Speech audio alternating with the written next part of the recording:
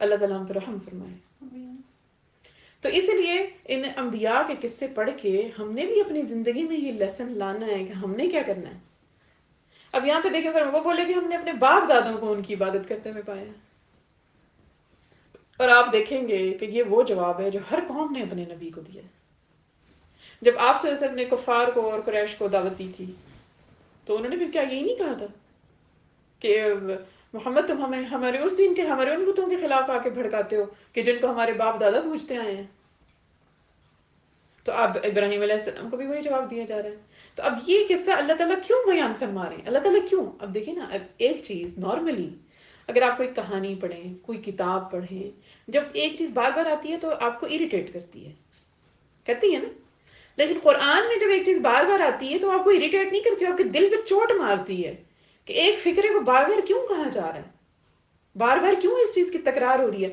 اپنے نبی کے دل کو بھی تو تسلی دینی تھی نا، کہ جب اتنا بڑا عظیم کارنامہ اپنے نبی سے، جہاں پہ رسالت کو ختم کرنا ہے، جہاں نبوت کو ختم کرنا ہے، جہاں پورے زمانے کا چیلنج دینا ہے اپنے حبیب کو جس سے محبت بھی سب سے زیادہ تھی، تو پھر ان کے دل کو بھی تو تسلی دینی تھی نا کہ دیکھو ابراہیم کو بھی ایسے ہی کہا تھا ان کے لوگوں نے، آپ اے محمد صلی اللہ علیہ وسلم آپ پریشان نہ ہوں۔ ابراہیم کو بھی یہ جواب دیا، قوم عاد نے بھی یہی جواب دیا تھا، قوم سمود نے بھی یہی جواب دیا تھا، حضرت نوح علیہ السلام کی قوم نے بھی یہی جواب دیا تھا۔ یہ شروع سے آ رہا ہے، یہ طریقہ شروع سے آ رہا ہے، ہر قوم اپنے نبی کو یہی جواب دیتی آئی ہے، اور یہ بڑا جاہلانہ جواب ہے یہ، کہ ہم نے وہ نہیں کرنا جو ہمارے بڑوں نے کیا تھا، ہم نے وہ کرنا ہے جو ہمارے نبی نے کیا تھا، ہم نے وہ کرنا ہے جو یہ قرآن کہتا ہے۔ تو قرآن میں فرمان ہے، جو قرآن میں چاہیے کلام ربی ہے، رب ذوالجلال نے ہم سے کلام کیا ہے، اس کی ایک ایک آیت، ایک ایک لفظ میں حکمتیں ہیں، پتہ نہیں کتنی کتنی حکمتیں اور کتنے کتنے راز پوشیدہ ہیں۔ ہم نے تو اس کتاب کو اٹھا کے صرف اپنے کونوں میں سجا دیے ہیں نا، حالانکہ یہ کتاب ایسی تھی جو ہمارے گھر کی سینٹر ٹیبل پہ ہونی چاہیے، جس کو اٹھتے بیٹھتے ہم پڑھیں، ہمارے گھر کا ہر فرد پڑھے کہ دیکھو یہاں پہ کیا لکھا ہے، یہاں پہ کیا لکھا ہے، یہاں پہ یہ لکھا ہوا ہے، کہ جس کتاب کو ہم کہتے ہیں یہی ضابطہ حیات ہے، یہی طریقہ ہے زندگی گزارنے کا۔ ایک سفر پہ آپ چلتے ہیں، جتنا بھی ان کا سسٹم ہے، بس کہاں سے چلتی ہے، بس کہاں سے اٹھاتی ہے، کہاں پہ چھوڑتی ہے، فلاں ڈیسٹینیشن پہ جانا ہے، ہم فوراً نیویگیشن کو آ کے کھولیں گے۔ تو یہ ہمارا نیویگیشن سسٹم ہے، یہ بتائے گا کہ رستہ کون سا جانا ہے۔ آج ہم نیویگیشن آن کیے بغیر یہاں سے جرمنی جانا ہے، کیا ہر انسان جا سکتا ہے یہاں سے جرمنی؟ نیویگیشن آن نہیں ہے کسی کے پاس، تو جن کو راستہ پتہ نہیں ہے وہ تو بیچارے بھٹکیں گے نا، یا پھر کبھی اس راستے پہ جائیں گے، کبھی اس راستے پہ جائیں گے، کبھی گم ہوں گے، کبھی کسی سے پوچھیں گے۔ اب پوچھنے والے، جب آپ کسی سے راستہ پوچھتے ہیں، ہر بندہ آپ کو صحیح جواب نہیں دیتا، کوئی آپ کو کہے گا سیدھے چلے جائیں، پھر دائیں مڑ جائیں، پھر بائیں مڑ جائیں، بس آپ وہاں جائیں گے، وہاں نہیں، آپ کہیں گے یہاں سے بھی راستہ سمجھ میں نہیں آ رہا ہے، پھر وہاں کسی اور سے پوچھیں گے۔ تو اللہ تعالیٰ نے تو آسانی کر دی، بجائے اس کے کہ راستے میں بندے بندے بندے سے پوچھیں، اللہ تعالیٰ نے ایک مین جو لائن تھی نا، کہ اس لائن کے آس پاس ہی رہنا ہے، مین لائن بتا دی ہمیں قرآن میں، کہ مین لائن سے ہم نے الگ نہیں ہونا۔ اب کسی کا بھی عمل جب پرکھا جائے گا قیامت کے دن، تو مین جو ایک اللہ تعالیٰ نے بتا دیا ہمیں راستہ، تو دیکھا یہ جائے گا کہ اس سے ڈیویشن کتنی ہے، کتنا ہٹے ہیں ہم اس راستے سے۔ اب درمیان میں اب انسان کی فطرت میں بھی اللہ تعالیٰ نے خطا بھی رکھی ہے۔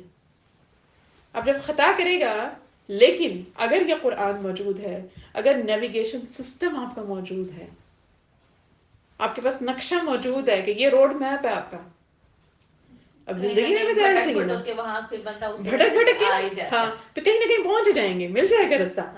نیویگیشن اگر ہوگا نا، بعض اوقات نیویگیشن بھی آپ کو لمبے روٹ سے لے کے جاتا ہے، لیکن لے آتا ہے بہرحال آپ کو ڈیسٹینیشن کے اوپر۔ تو یہ تو قرآن تو ایسا نیویگیشن ہے جس کے اوپر اللہ تعالیٰ نے سورہ بقرہ کے شروع میں ہی فرما دیا، ذالک الکتاب لا ریب فیہ، یہ وہ کتاب ہے جس میں شبہ کوئی نہیں۔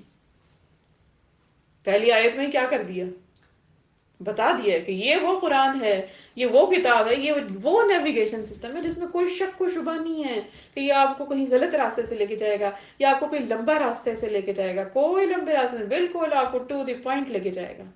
آپ فالو تو کریں نا اس کو آن تو کریں۔ اگر آپ زندگی گزارنے کے بعد، آج اگر 80 سال عمر ہے کسی انسان کی، آپ 70 سال کی عمر میں آ کے نیویگیشن کھولتے ہیں، تو آپ نے تو پھر 10 سال نیویگیشن کے مطابق گزارے نا، باقی 70 سال زندگی تو بھٹکا دیا آپ نے اپنی۔ اب تو اتنا راستہ بھی نہیں بچا ہے، اب تو لمبا راستہ بھی طویل ہو گیا نا. اب اگر 70 سال کی نمازیں باقی ہیں تو 10 سال میں کیسے پڑھیں گے؟ اور آپ کو تو پتہ بھی نہیں کہ 70 کے بعد 10 ہیں کہ 1 ہے. تو نیویگیشن کو تو بچپن سے کھولنے کی ضرورت ہے. اپنے بچوں سے کھلوائیں اس نیویگیشن کو کہ بیٹے دیکھو جو زندگی گزارنے کا روڈ میپ ہے نا وہ اس کے اندر ہے. یہ بتائے گا کہ کہاں سے کون سے رستے سے جانا ہے. رستہ غلط چوز کرو گے تو بھٹکو گے. دوسرے راستے سارے جہنم کی طرف لے کے جا رہے ہیں، ایک ہی راستہ ہے جو جنت کی طرف جا رہا ہے، اور وہ یہ ہمارے رب کریم کا ہے.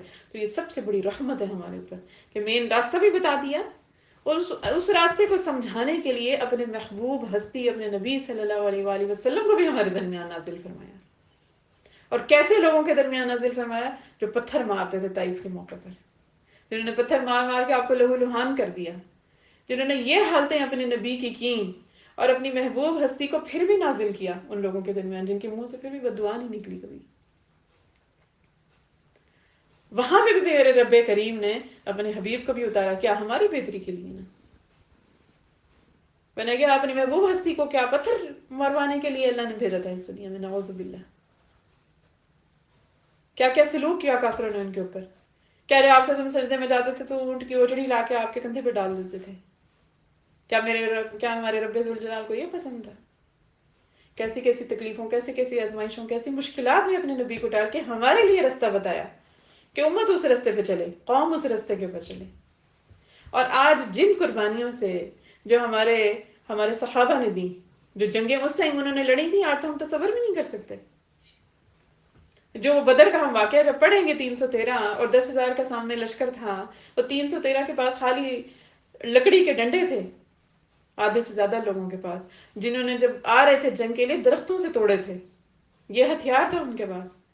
آج ہم کیا بڑے سبق ہیں اپنے نبی کے لیے بھی دل کی تسلی کے لیے. دیکھیں اللہ تعالیٰ کیا فرما رہے ہیں کہ نبی آپ گھبرائیے نہیں، آپ پریشان نہیں ہوئیے.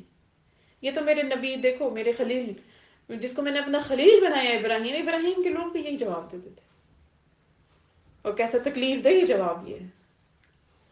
تو بولے کہ ہم نے اپنے باپ دادوں کو ان کی عبادت کرتے ہوئے پایا. آیت نمبر 54 میں سورۃ الانبیاء کی، ابراہیم نے کہا حقیقت یہ ہے کہ تم بھی اور تمہارے باپ دادے بھی کھلی گمراہی میں مبتلا رہے. بھٹک گئے ہو تم لوگ غلط راستے پہ چل رہے ہو، بتوں کو پوجا کر رہے ہو، ستاروں کو پوج رہے ہو. آیت نمبر 55 سورۃ الانبیاء، انہوں نے کہا کیا تم ہم سے سچ مچ کی بات کر رہے ہو یا دل لگی کر رہے ہو؟ یعنی ہم سے مذاق کر رہے ہو یا واقعی صحیح بات کر رہے ہو؟ حیران ہوئے تھے شروع میں. تو شروع میں آپ نے دعوت کی، توحید کا پیغام دینا شروع کیا تھا، تو ان کے لوگ حیران ہوتے تھے کہ کیا واقعی کہ سچی بات کر رہے ہیں کہ ہمیں واقعی نہیں بتوں کی پوجا کرنی چاہیے، یا ہم سے ابراہیم مذاق کرتے ہیں. سورۃ الانبیاء آیت نمبر 56، ابراہیم نے کہا نہیں، بلکہ تمہارا پروردگار وہ ہے جو تمام آسمان اور زمین کا مالک ہے، جس نے یہ ساری چیزیں پیدا کی ہیں، اور لوگوں میں اس بات پر گواہی دیتا ہوں. آیت نمبر 57 سورۃ الانبیاء، اور اللہ کی قسم جب تم پیٹھ پھیر کر چلے جاؤ گے تو میں تمہارے بتوں کے ساتھ ایک ایسا کام کروں گا جس سے ان کی حقیقت کھل جائے گی. یہ اسی کام کی طرف اشارہ ہو رہا ہے جو حضرت ابراہیم علیہ السلام نے سارے بتوں کو توڑ کے تو کلہاڑا جو تھا وہ بڑے والے بت کے کندھے پہ رکھ دیا. چنانچہ ابراہیم، آیت نمبر 58 سورۃ الانبیاء، چنانچہ ابراہیم نے ان کے بڑے بت کے سوا سارے بتوں کو ٹکڑے ٹکڑے کر دیا تاکہ وہ لوگ اس کی طرف رجوع کریں. آیت نمبر 59، وہ کہنے لگے کہ ہمارے خداؤں کے ساتھ یہ حرکت کس نے کی ہے، وہ کوئی بڑا ہی ظالم تھا. اب دیکھیں خدا کا مطلب بھی شاید ان لوگوں کو پتہ نہیں تھا کہ خدا کہتے کس کو ہیں، رب ہوتا کیا ہے. کیا رب وہ ہوتا ہے جس کو آپ بناتے ہیں، یا رب وہ ہوتا ہے کہ جس نے آپ کو بنایا؟ اب جب وہ کہہ رہے ہیں کہ ہمارے خداؤں کے ساتھ کس نے یہ حرکت کی ہے، تو کتنا بڑا تماچا انہوں نے اپنے منہ پہ مارا ہے کہ خدا کے وہ ہے کہ جس کو کوئی آئے تو توڑ کے چلا جائے 2 منٹ میں، تو اپنی حفاظت بھی نہیں کر سکے. تو جن خداؤں کو آپ کہتے ہیں کہ یہ ہمیں رزق دیتے ہیں، یہ تو ہمیں زندگی اور موت بھی دیتے ہیں، خدا ہی دیتا ہے نا. اب ان کے عقیدے کے مطابق ہر کام خدا کرتے ہیں تو یہ بت ہی کرتے ہیں، تو وہ بیچارے تو اپنی زندگی نہیں بچا سکتے، وہ پتھر کے بے جان بت. آیت نمبر 60، کچھ لوگوں نے کہا ہم نے ایک نوجوان کو سنا ہے کہ وہ ان بتوں کے بارے میں باتیں بنایا کرتا ہے اور اسے ابراہیم کہتے ہیں.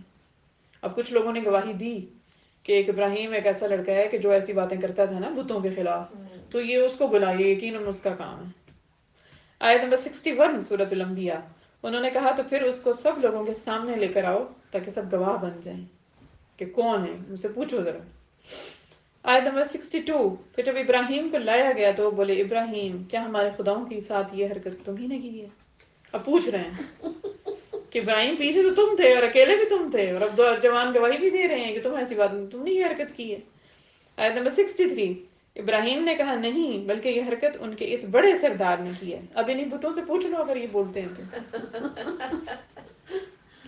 اب ابراہیم علیہ السلام نے یہ ان کے جھنجھوڑنے کے لیے، ان کے دماغوں کو، ان کے دلوں کو، جن کے پر یہ بت مسلط ہو گئے تھے نا، ان کے پر پردے پڑ گئے ہوئے ہیں، ان کو جھنجھوڑنے کے لیے ابراہیم علیہ السلام نے کہا کہ کیا تم جو ہے وہ ان سے پوچھ لو۔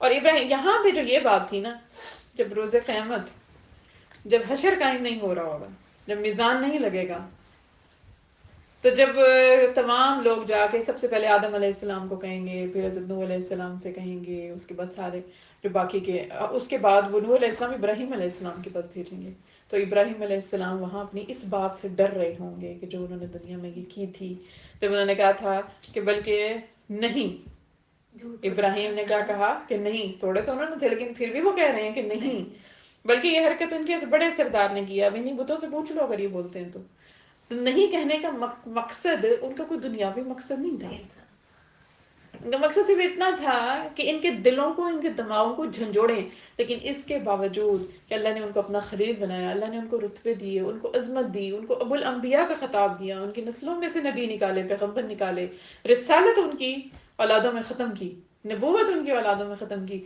اس کے باوجود ابراہیم علیہ السلام کیا کریں گے؟ اس دن اللہ کے خوف سے ڈر رہے ہوں گے کہ میں نے زندگی میں 2 بار جھوٹ بولا تھا، کہیں میرا رب آج مجھے اس غلطی پہ میرے اللہ نے پکڑ لیا، کہ میرا رب آج اتنے غصے میں اور اتنے جلال میں ہے کہ نہ آج سے پہلے تھا نہ آج کے بعد ہوگا، اور اگر میرے رب نے آج میری اس غلطی کو پکڑ لیا تو میرا کیا بنے گا؟